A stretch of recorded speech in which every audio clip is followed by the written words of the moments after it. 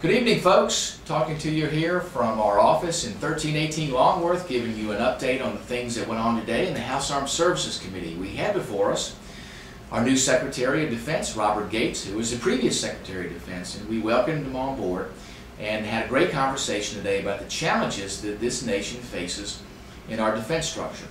And he got a lot of questions from committee members about what the future holds and what his thoughts are on what we need to do going forward. He had a great article that he put out in a Foreign Affairs magazine, and we talked a little bit about that and some of his thoughts in that magazine article, which were indicative, I think, of some of his thoughts about the things we need to be doing in the nation's defense. I asked him a question specifically about where we go with our non-conventional threats, better known as asymmetric threats, or the threats posed to us by terrorists and other smaller organizations, not the normal threats we associate with other nations like China and Russia and India and those sorts of conventional threats.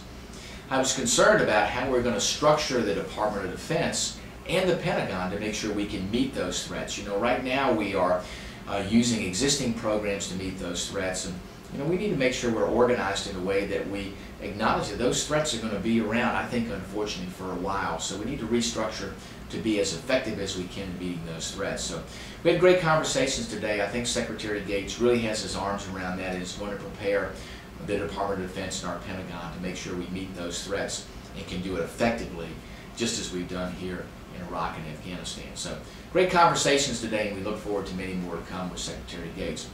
Another happening today, I'm happy to report, is that I was appointed today as the ranking member on the House Armed Services Committee's Subcommittee on Oversight and Investigations. That was a great honor, and I look forward to serving with Representative McHugh, who is from the state of New York. Representative McHugh is the ranking member on the full Armed Services Committee. So look forward to working with him, and that'll be a great time for us to make sure we work very hard at overseeing the defense agencies and the service branches and making sure that they're doing the job correctly and making sure that we provide proper oversight for all of their functions there. So we're looking forward to that opportunity, looking forward to working with people on both sides of the aisle in that subcommittee to make sure we do the best job we can on behalf of this nation. So folks, I appreciate the opportunity reporting to you here from Washington. You all have a great evening. God bless.